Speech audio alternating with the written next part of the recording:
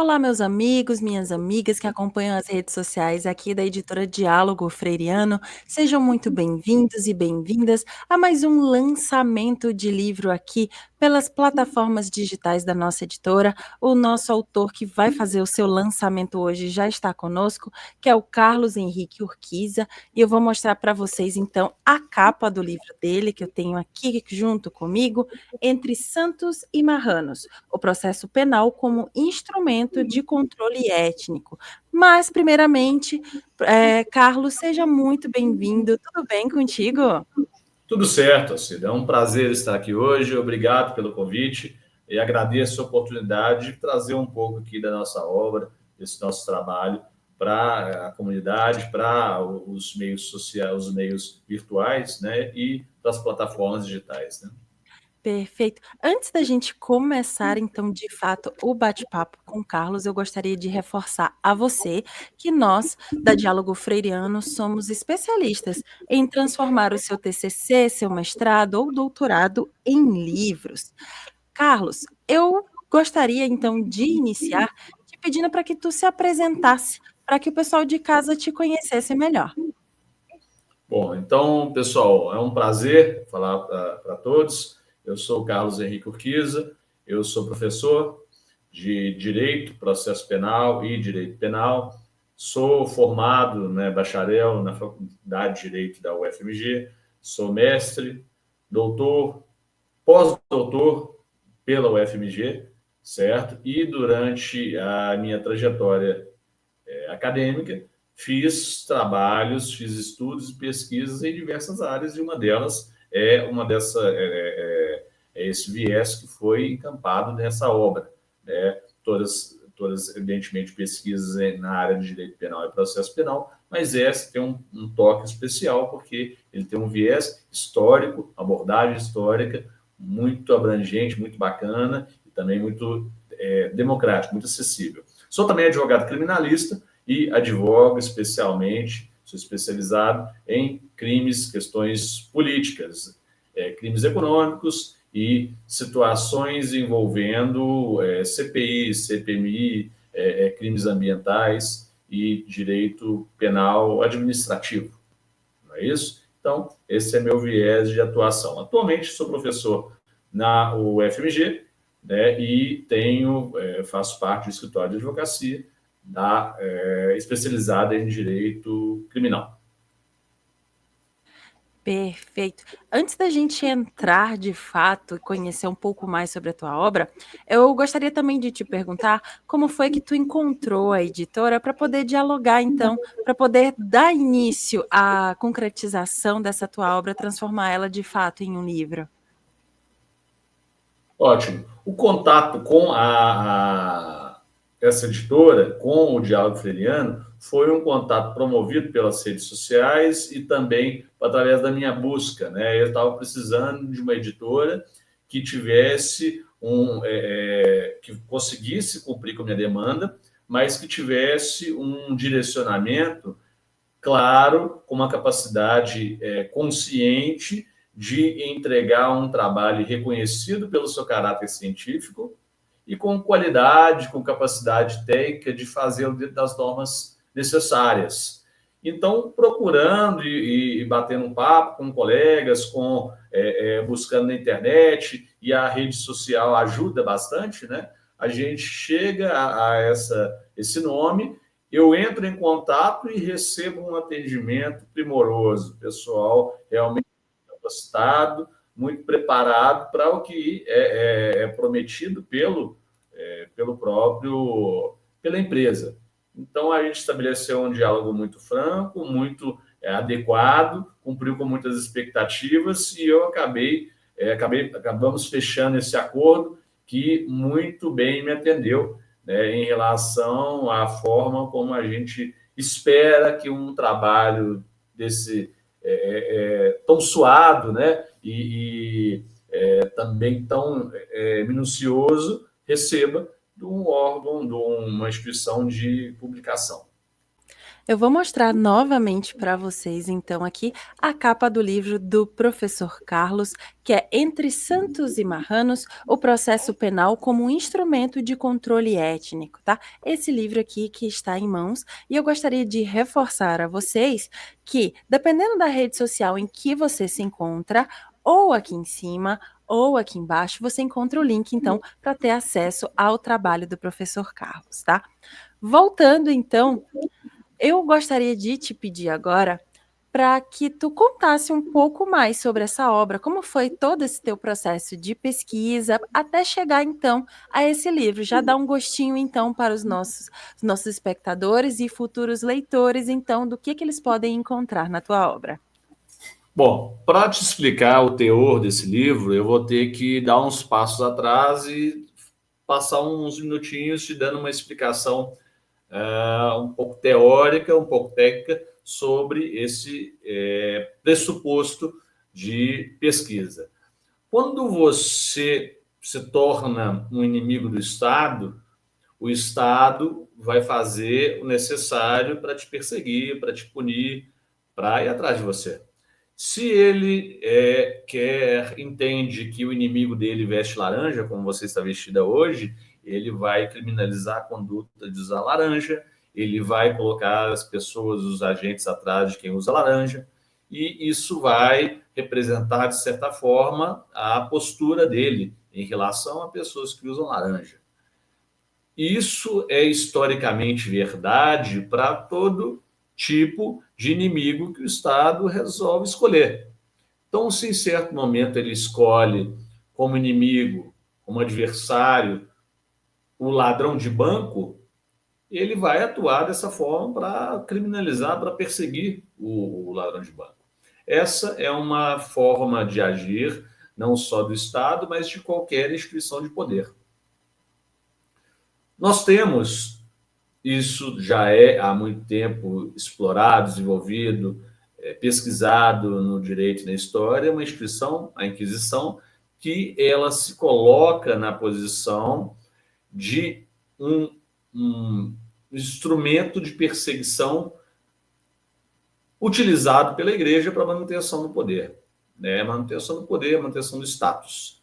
E isso não é surpresa nenhuma.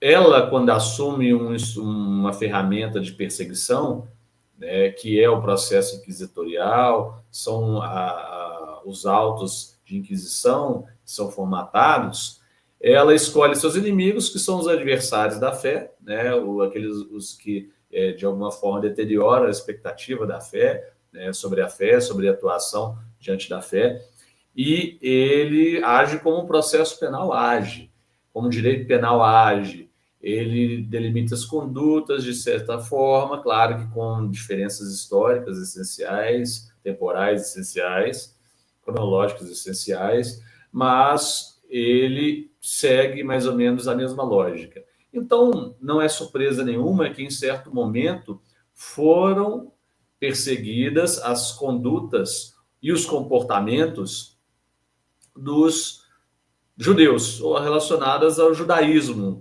relacionadas aos hereges, mas especialmente aqueles que tinham um comportamento, professavam a fé religiosa. Mas tem um ponto, e aí até agora é uma surpresa, né? Mas tem um ponto que chamou atenção. Quando a gente desenvolveu uma pesquisa, quando eu peguei isso aí no meu trabalho como professor, no meu trabalho como pesquisador, eu comecei a observar que existia uma falha no padrão. Veja bem, se você declara como inimigo, como pessoa a ser perseguida, o ladrão de bancos, você vai direcionar o seu processo, o seu direito penal, de forma que eficientemente você possa ir atrás desse seu inimigo, você possa eliminar esse inimigo, vamos dizer que o inimigo, né? Mas com todas as reservas do termo.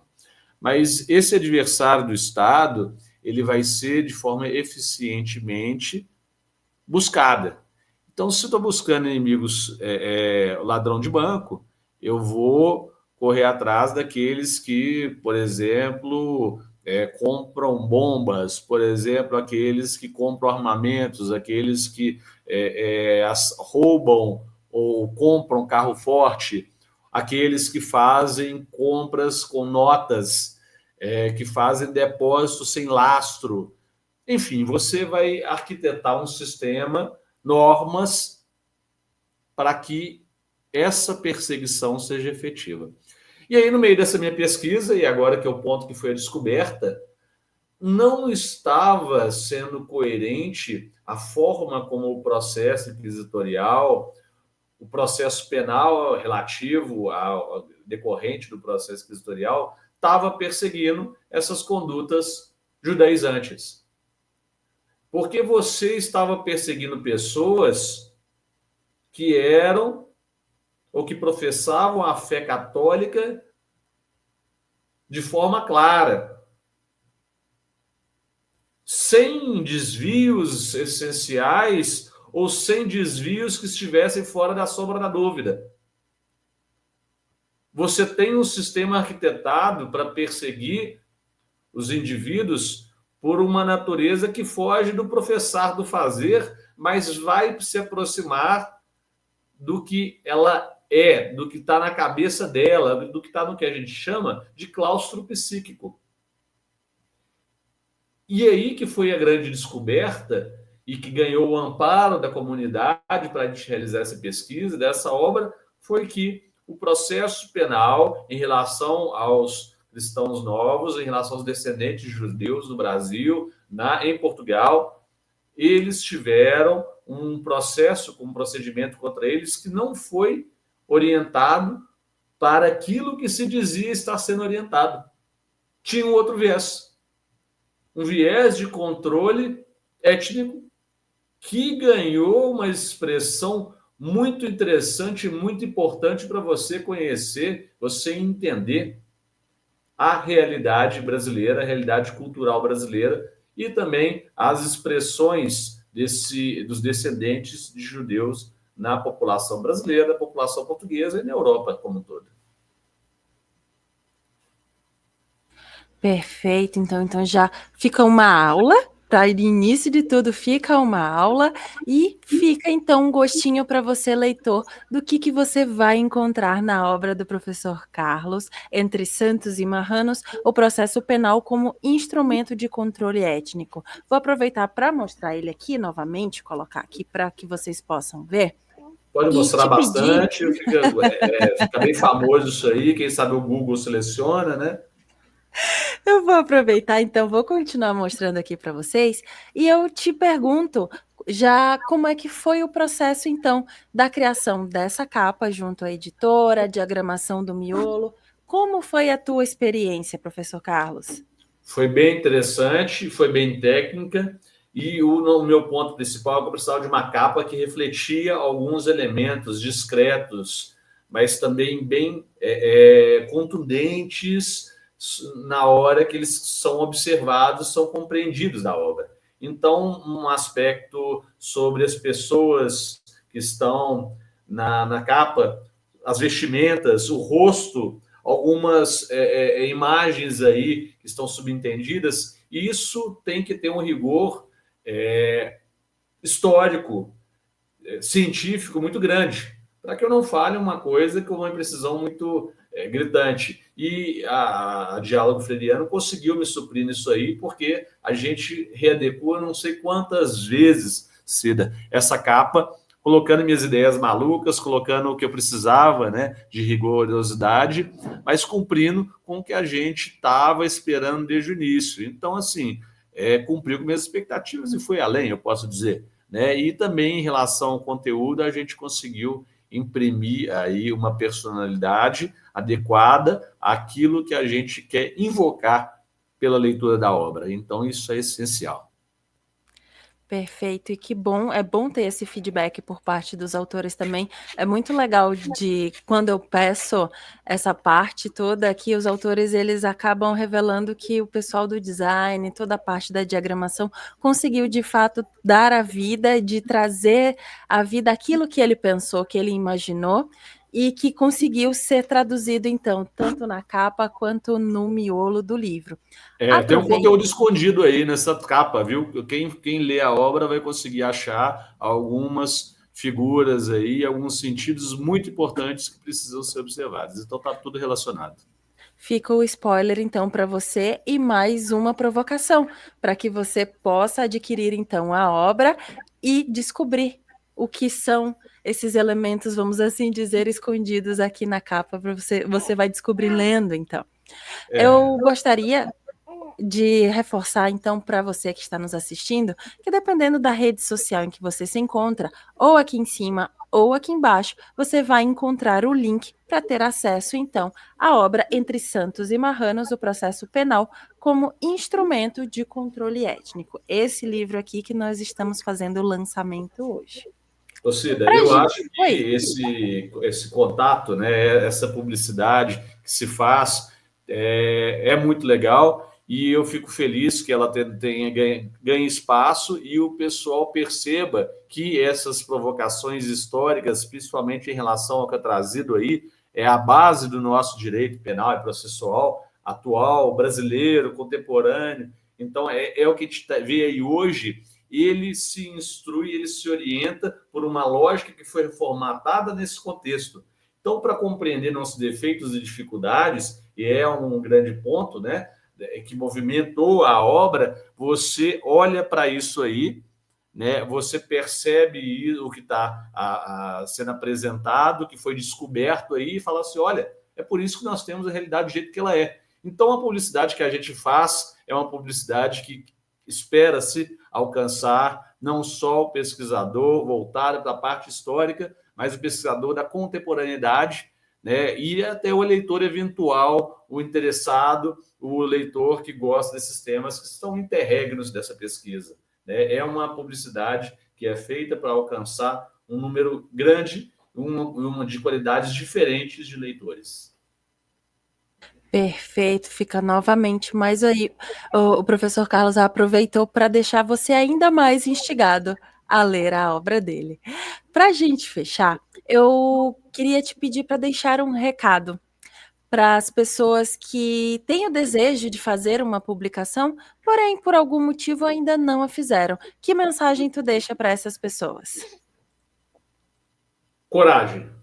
Tenha coragem de mostrar ao mundo o seu conhecimento, a sua visão sobre os conteúdos que foram objetos da sua pesquisa.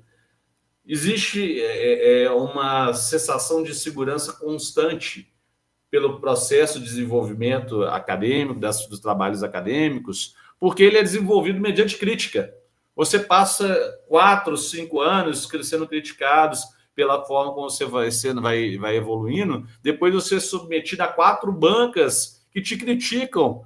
A sua avaliação é ser criticado. Então você se consegue sobreviver a tudo isso com muita frequência, está com a autoestima, a confiança no seu trabalho, no seu produto, abalada. Por mais que você seja aprovado com louvor por uma equipe pluridisciplinar, como foi no meu caso aqui, no nosso caso, você acha que você pode fazer algo melhor e só então publicar. E deixar esse plano para amanhã, para depois, e você pega uma certa preguiça de rever tantas vezes a obra e fica tão viciado que você se sente desestimulado. Não sinta. Tenha coragem de apresentar o mundo que você fez. A equipe da Diálogo conseguiu fazer aqui um suporte que eu precisava para deixar isso aqui adequado a uma publicação. E é claro que se eu observar que ainda houve algum equívoco na forma que eu escrevi, que eu trouxe esse conteúdo para o mundo, vai haver uma segunda, uma terceira, haverá quantas edições forem necessárias. Mas o principal, que é ter coragem de mostrar ao mundo, você deve ter coragem de fazê-lo, você deve ter essa iniciativa e buscar quem consegue te dar as condições mínimas para isso. Confia. Eles são boss.